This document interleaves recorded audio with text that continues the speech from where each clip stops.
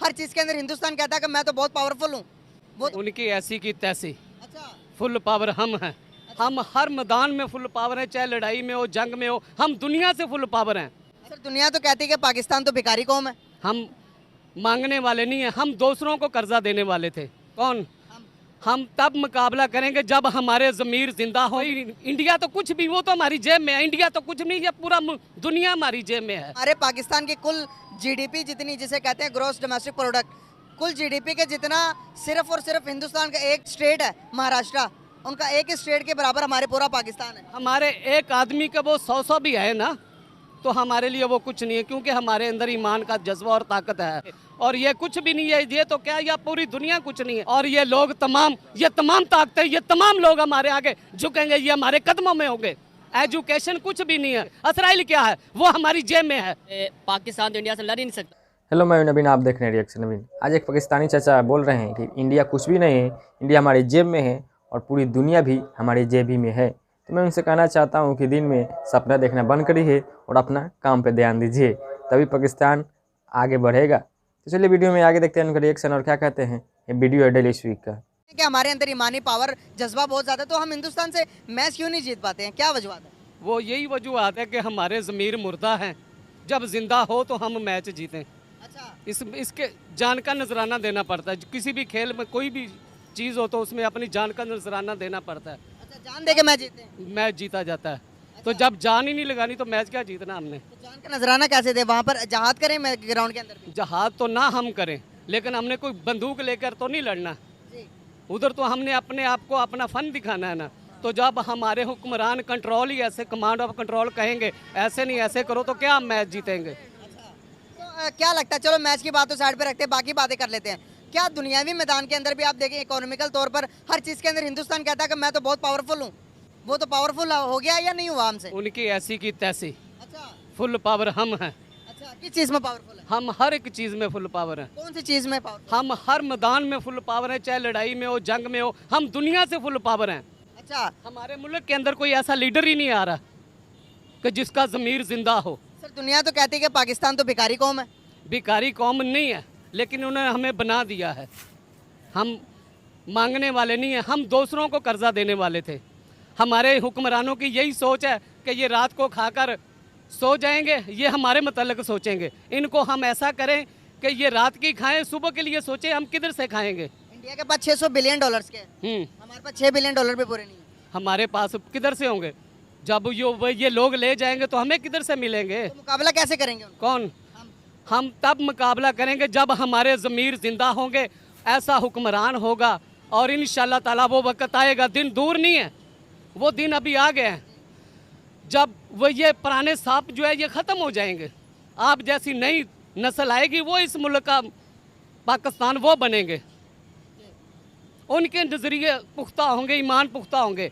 ये हमारे में से ही लोग पैदा होंगे, ये और कहीं से नहीं आएंगे। इधर भी जिंदा लोग हैं, जो बात करने वाला उसको दबा दिया जाता है। सर, आईटी में वो दुनिया से बहुत आगे चले गए। कौन? इंडिया। कोई इंडिया तो कुछ भी, वो तो हमारी जेब में है। इंडिया तो कुछ नहीं, ये पूरा दुनिया हमारी जेब में है। अच्छा, किस चीज़ में? बातों में खाली? बातों में खाली नहीं है, हमारे ईमान। वो दिन एक देखो, उस वक्त हम एटमी ताकत नहीं थे। 600 टैंक का हमला हमने जिंदा जाकर टैंकों के नीचे घुसकर सब कुछ। सन 1965 में फिर 71 में क्या हुआ हमसे?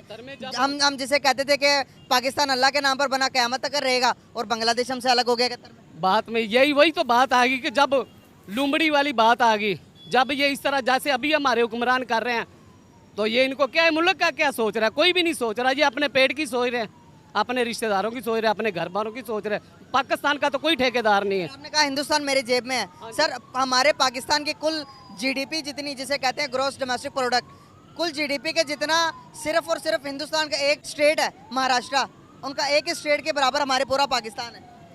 हम चाहे उनके कुछ भी ना हो, हमारे एक आदमी का वो 100 भी है ना, तो हमारे लिए वो कुछ नहीं है, क्योंकि हमारे अंदर ईमान का जज्बा और ताकत है।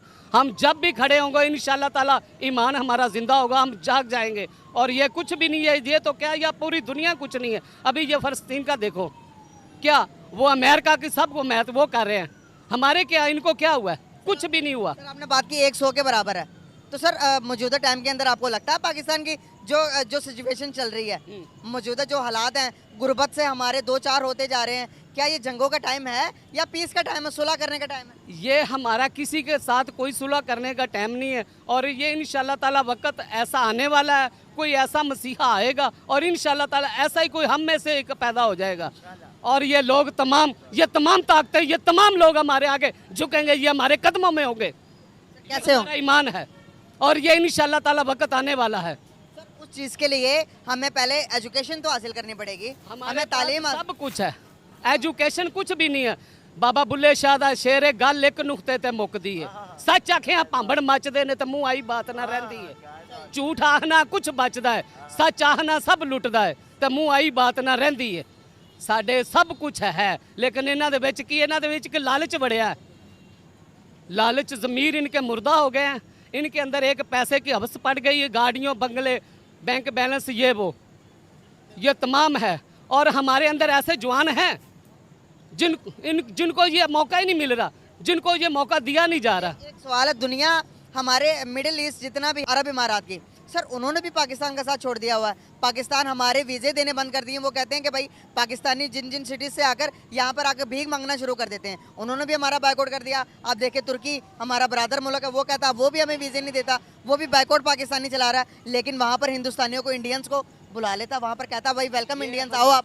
ये हमारे किसी बंदे का, हमारे पाकिस्तानी का कसूर नहीं है, यहाँ हमारी अवाम पब्लिक का कसूर है। ये सब जो हमारे हुक्मरान ऊपर बैठे हुए हैं ना, हुक्मरान भी तो कुरान मजीद में अल्लाह ताला ने फरमाया है, आप में से ही किसी एक को उठाकर मैं आपके सर पे मुसल्लत करूंगा। मेरे यार बात ये है कि हुक्मरान जब आएगा ना, कोई ईमान वाला जिसका ज़मीर, हमें ईमानदार होना पड़ेगा, हमें अपने ज़मीर, तो हमारे ईमानदार हैं और हम खुद हैं, हमें कोई ऐसा मिल नहीं रहा कि जो हमें ऐसा रहबर मिले जैसा कि जो हमें बता, क्लियर कट बात बताए।